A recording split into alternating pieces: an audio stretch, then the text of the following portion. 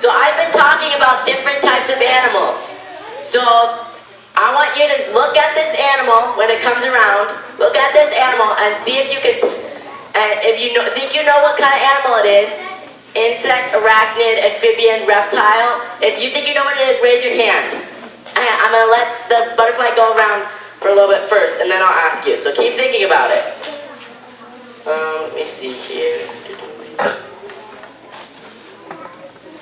Okay, let's see if you think you know what it is. It is an insect. Why is it an insect? 3 legs on each side, and it's got wings. Insects always have wings. They can't always fly with their wings, but they do have small wings. Okay, so the monarch eats this plant. This is called milkweed. And when the monarch eats this, it stores something in its body. And when predators eat the monarch, they get sick. So now, Micah, can you bring this around so you can show everybody? Now I wanted to see if anyone can tell me, is what the monarch does poison or venom? Poison! Okay, raise your hand, And your blue shirt, right there, yeah. Poison, why is it poison?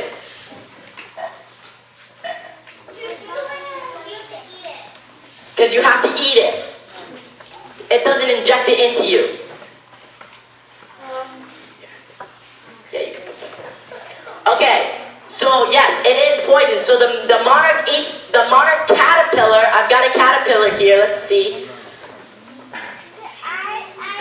I've got a caterpillar here, and the caterpillar eats the milkweed. And it eats and eats and eats, and it can go through a whole leaf.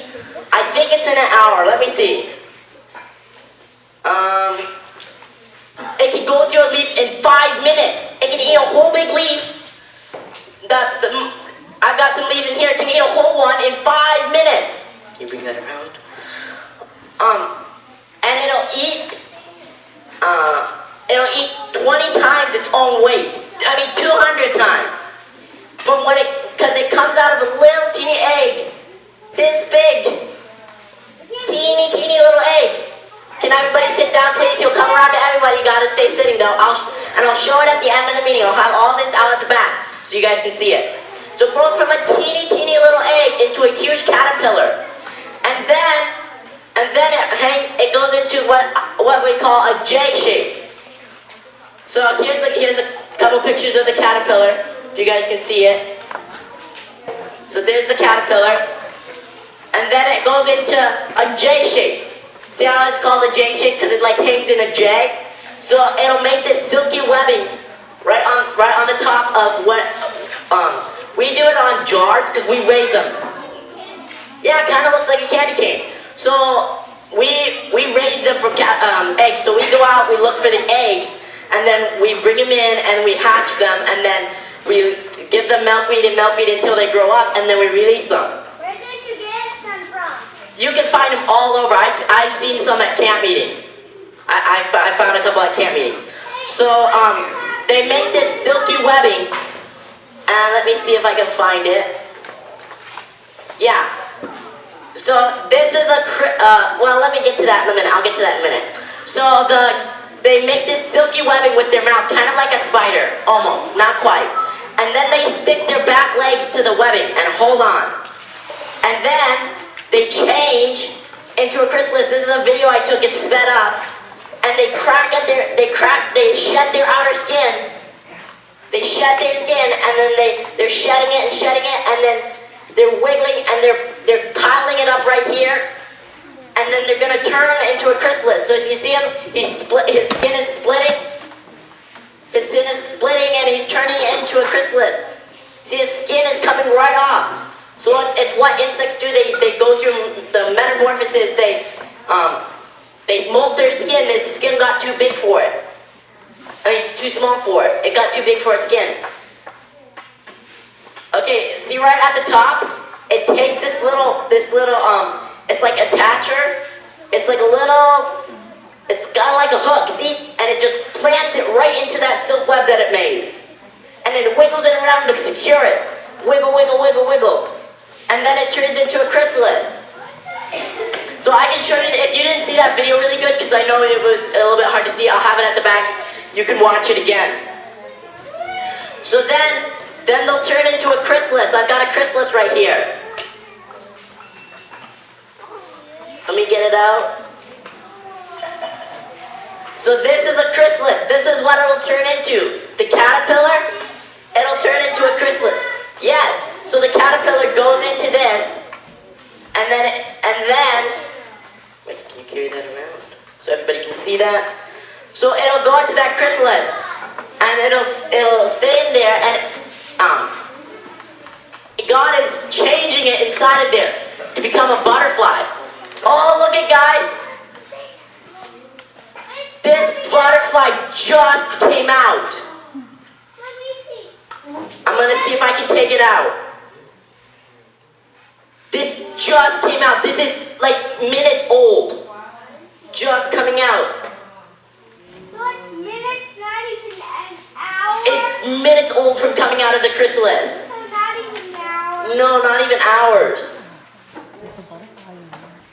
Let me see if I've got another black one.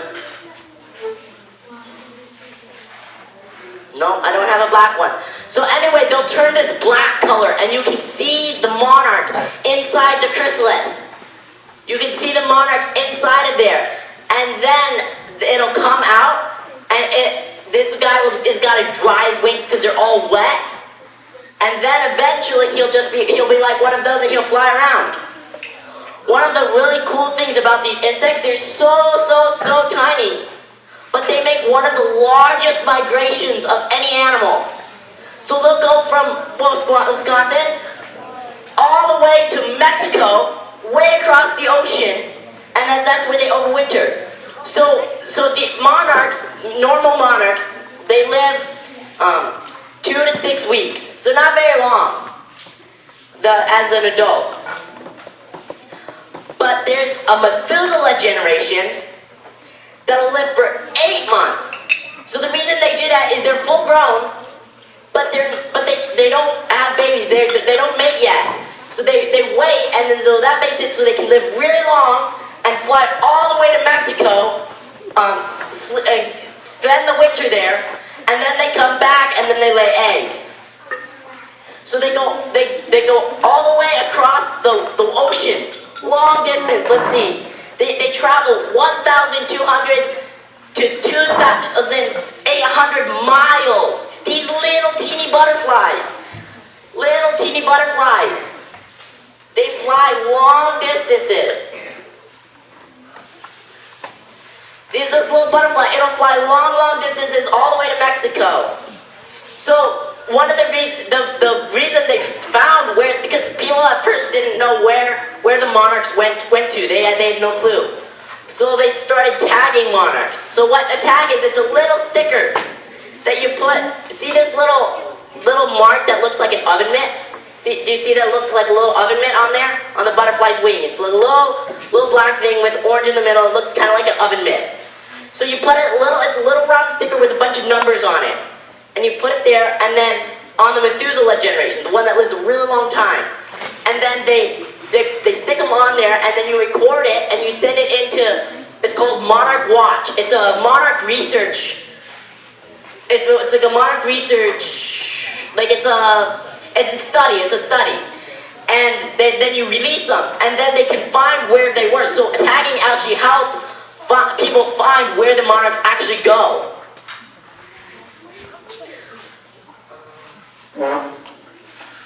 The chrysalis is in the green one for 8 to 12 days. So I was really hoping you could get to see the black one, but he ended up changing just minutes before I came on. Like I checked him just minutes, and he was still in his black thing, but he came out.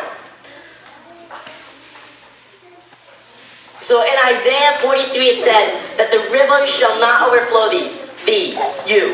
These small creatures travel across the ocean and over 3,000 miles for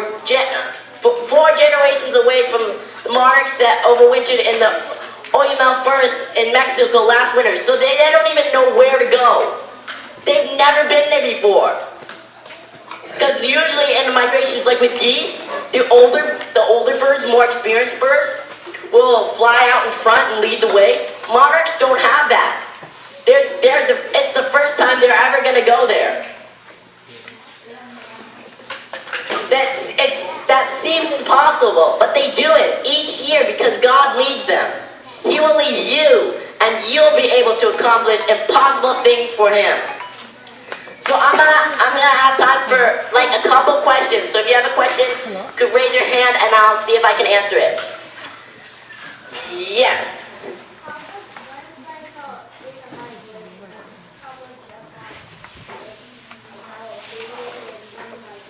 Probably, they fly from all over. So all in Canada, all in the United States, they all fly to Mexico. So a whole bunch.